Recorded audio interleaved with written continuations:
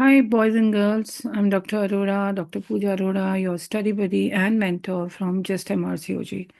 Today, quickly, we are going to discuss about Endometriosis Nice Guideline, April 2024. I try to make it as simple as possible so you can retain it for your exam. As everybody knows that endometriosis is a long-term condition, has physical, sexual, psychological, and social impact. That's why she requires long-term support. We should provide every woman an individual care plan, taking into account her symptoms, priorities, fertility concerns, work, study, daily living, cultural background, physical, psychosexual, and emotional needs. So, whenever you provide her individual care plan, you have to take care what is her fertility concern, what are symptoms she's having, what is her work profile, whether she's studying, and what all kind of physical, psychosexual, emotional needs she has. You can involve partner only if she agrees. So while doing the BBN, you can ask, can we call your partner if you're comfortable? Now, endometriosis. In endometriosis, you have to offer support group, that is Endometriosis UK, online forums for health unlocked, national charities like Endometriosis Foundation. So, if you can remember one support group, that would be great, and one online forum like Health Unlocked, that would be absolutely fantastic. This will help you in clearing your communication with colleagues. Now, what are the symptoms and signs you have to ask in your HOPI when you are taking history from endometriotic patient or patient who has come with the suspected endometriosis?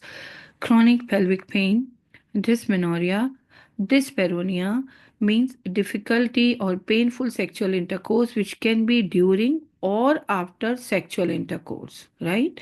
Then cyclical gastrointestinal symptoms, like if she is having painful defecation, especially during menses. Cyclical urinary symptoms like blood in urine or painful micturition, again while having menses. If patient is coming with infertility and she is having any of these symptoms, even one symptom, you can suspect endometriosis. Now, how you are going to examine that patient? Definitely, you will say that I would like to examine you in presence of chaperone. Can I go ahead? First, you will ask her to keep a pain and symptom diary. That is very, very important. When a patient is coming with suspected endometriosis, you are going to offer her abdominal examination and the pelvic examination. Abdominal examination, you are going to check for any abdominal masses. So, can I check you from tummy to check if there is any lump? Pelvic examinations for pelvic sign like reduced organ mobility and the enlargement. Uterus is mobile when we do the pervaginal examination, but in endometriosis, mobility of uterus is reduced. Then tender nodularity in the posterior vaginal fornix.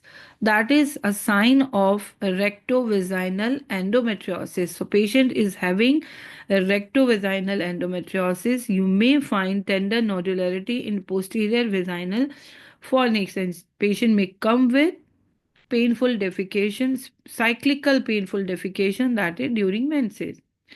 Vaginal endometriosis, you can definitely see in vaginal examination, you will find visible endometriosis lesion in vagina. So this is how you have to perform. So can I examine you from down below just to check how your womb is mobilizing, or what is the mobility of your womb? And I would look for any kind of lumps or any kind of visible lesions in vagina. This is how you have to say in your SPT. Now we offer health services for all endometriotic or endometriosis patient, and you have to remember this, that which services when we offer. So first, patient connect with community services, which includes general practitioner, practice nurse, school nurse, right? If it is a girl, say 17 or under 17, and she has having some problem, she can connect with her school nurse. And obviously sexual health services, especially if she is having any dyspareunia. The next level of services, so this is I have given in the in sequence of hierarchy, like gynecology services is superior than community services. Why? Because it involves gynecologist expert in diagnosis and managing endometriosis and who is trained in lab surgery. So a gynecologist who can perform lab surgery, who can diagnose and manage endometriosis. We need to have an expert endometriosis gynecological specialist nurse, so a doctor and a specialist nurse both for endometriosis. Multidisciplinary pain management services. It's very, very important to have pain management services because pain is most important and distressing factor or reason of any kind of distress in endometriosis is basically painful menses which can affect her day-to-day life. Gynecological imaging expert and fertility services. So we involve a gynecologist who is expert, we involve a nurse, we involve pain management services, we involve gynecological imaging expert and fertility services. And where we take services of gynecological services or gynecology services when patient is having severe symptoms or persistent symptom or there is recurrence of symptoms. So severe persistent recurrent symptom or patient is having any pelvic sign like reduced mobility, tender nodularity in posterior vaginal fornix, or if you can see any visible lesions in vagina. These are the pelvic signs when you refer patient to gynecology services. And if initial management is not effective, which is offered by community services, or patient is not able to tolerate, or if the initial management is contraindicated, which is offered by community services, then we always take help of gynecology services for ultrasound or gynecology opinion. So this gynecology services may offer only opinion, or if they think they can offer also an ultrasound. Now the most superior is specialist endometriosis center.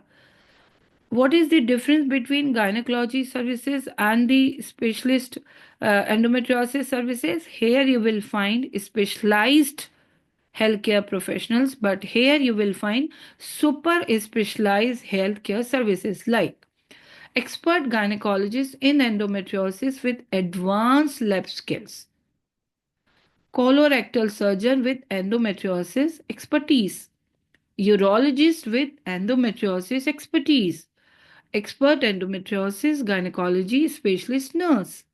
So here expert endometriosis specialist nurse, multidisciplinary pain management, especially for pelvic pain. So here you can see multidisciplinary for pain management. So this is specialized. You can see gynecologists who can perform lab surgery.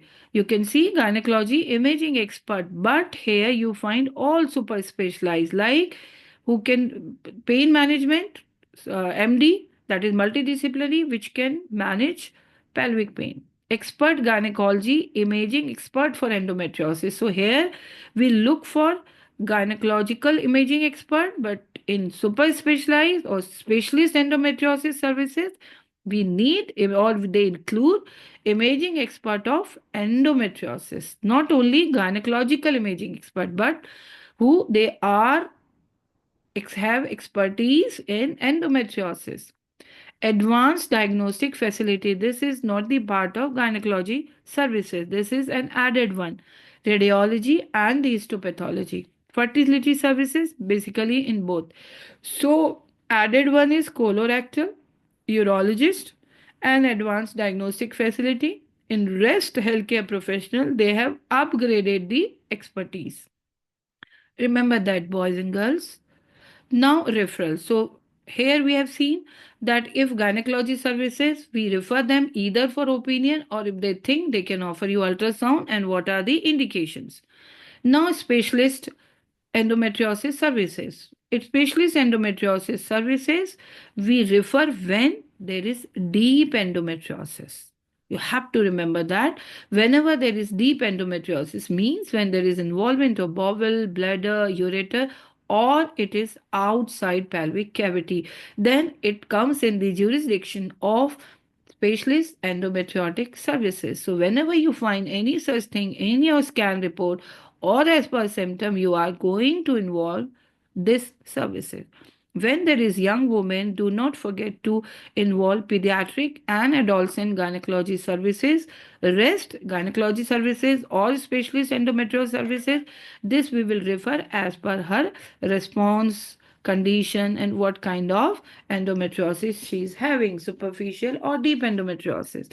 So young women, never forget to involve pediatric and adolescent gynae services. Now, investigation. Investigation primary tool is always a transvaginal ultrasound.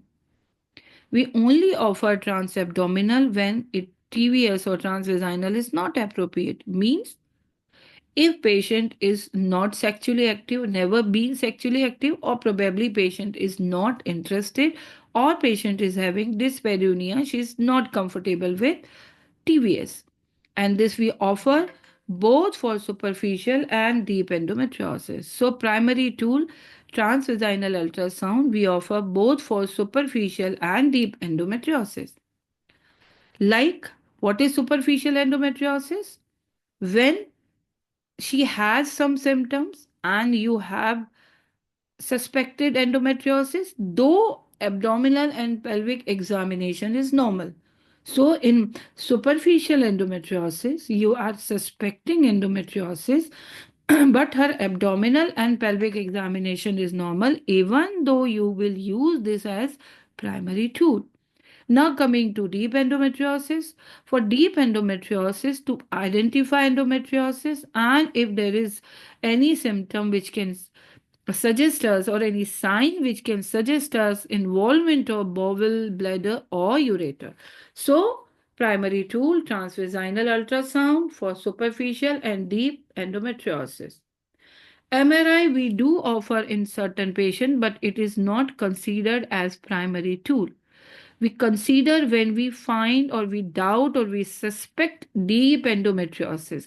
So MRI usually we do not offer in superficial endometriosis. It is offered in deep endometriosis where involvement of bowel, bladder and ureter. And MRI is considered or offered before operative laparoscopy in case of deep endometriosis. So you perform diagnostic laparoscopy and you could see that there are symptoms or there are signs of deep endometriosis like involvement of bowel, bladder and ureter. So you're not going to perform operative surgery then and there. You always first do the MRI or offer her MRI, then specialist endometriosis service center, you need to refer this that patient, right? And there the team is going to operate and perform operative laparoscopy involving these two surgeons. And whenever we talk about MRI, as we have seen in fibroid patient as well, that you need to have an expert in gynecology imaging.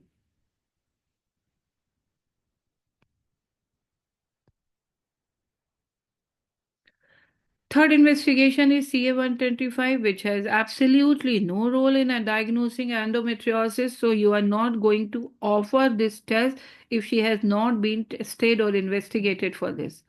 But if patient is coming with this, first thing you should know that normal finding is less than 35 international unit per ml. So even a patient is having endometriosis, it may come less than this or it may come normal or at times it may come high. So when patient is coming with endometriosis, with normal endometriosis, this CA125, I'm sorry, I repeat, when patient is coming with suspected endometriosis and CA125 is less than 35, you will not exclude endometriosis. Say a patient is coming endometriosis and CA125 is like 40, 50, 60, it is not going to be an add-on investigation. You will just explain at times this may become high or this may be high in case of endometriosis, though there are certain other conditions as well, and you have to mention those other conditions, at least two or three. Now, how we diagnose endometriosis? The first thing is having symptoms. Second is sign. So, sign we do the abdominal examination and vaginal examination. And third, we refer to the referral center, maybe the gynecological or the super specialist, where they may offer her ultrasound or MRI as per her condition or as per her symptoms and sign. But if a patient is having abnormal pelvic examination but ultrasound and MRI is absolutely normal, you are not going to exclude endometriosis. Rather, you have to counsel patient that in spite of that, you are a suspected case of endometriosis. So, in spite of abnormal pelvic examination, if ultrasound MRI comes normal, you should not exclude. It will compromise patient safety. And a patient's if symptoms persist. So, symptoms are there, you have performed examination, you have asked for certain investigation came normal, but symptoms were there, abnormal examination was there, you will definitely consider to refer her for the higher center, like referral to either gynecology center or specialist endometriosis center on the basis of degree or grade, that is superficial deep endometriosis having endometrium. Now, there is another tool which we take in our plan of action, that is diagnostic laparoscopy. Diagnostic laparoscopy we can consider with a suspected endometriosis who has normal ultrasound. So, symptoms are there or certain signs are there, but ultrasound is normal. Still, you should consider or you can offer a diagnostic laparoscopy. When you are suspecting deep endometriosis or you find deep endometriosis in diagnostic laparoscopy, before moving ahead with operative laparoscopy with specialist gynecology, with specialist endometriosis services, you have or you can consider MRI or ultrasound. Whenever you perform diagnostic laparoscopy, it is important to take biopsy of suspected lesions. So we can send it for histopathology where we can confirm diagnosis and exclude malignancy. But again, if negative histopathology but patient is having signs, patient is having symptoms, you could see the lesions, we cannot exclude endometriosis. You have to inform patient about this. So what is the advantage of diagnostic laparoscopy if we are not reaching to any conclusion? When you perform full systematic laparoscopy and you find everything normal, then definitely you can assure women for not having endometriosis and you can offer alternative management. So whenever you are talking about diagnostic laparoscopy in any patient SPT, you have to mention that we will do the thorough examination of your organs or inside the tummy. And if we find everything normal, then let me assure you it is not an endometriosis and we will offer you alternative management for your pain, for your defecation problem and whatever problem she has. Same in SD, you are going to mention, we can just copy paste this line. Now, how you monitor patient who has confirmed endometriosis, a patient who is there with confirmed endometriosis, then you have to call them for monitoring, that is outpatient follow-up.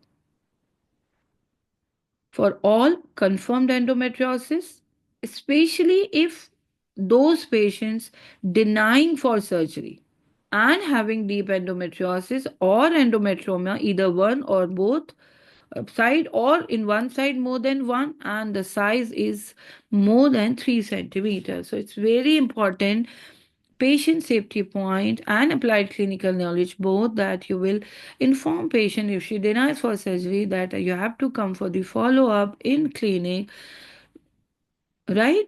And what all criteria? That she's denying for surgery and she's having deep endometriosis like involvement of bowel, bladder, ureter, or she's having endometrioma, one or more than one, unilateral, bilateral. If it is unilateral but more than one, that's also falling in that category. And size has to be more than 3 centimeter. And this in follow up, what we offer in this follow up, we offer examination or we can skip examination as well. So with or without examination and ultrasound. I hope I'm clear about endometriosis. Now, second part of endometriosis with surgery details. I'm going to be very soon ready with this YouTube where we discuss both NICE guideline of 2024 and the new talk 2024 published in October, where we are going to discuss lots of about surgery. Take care. Bye bye.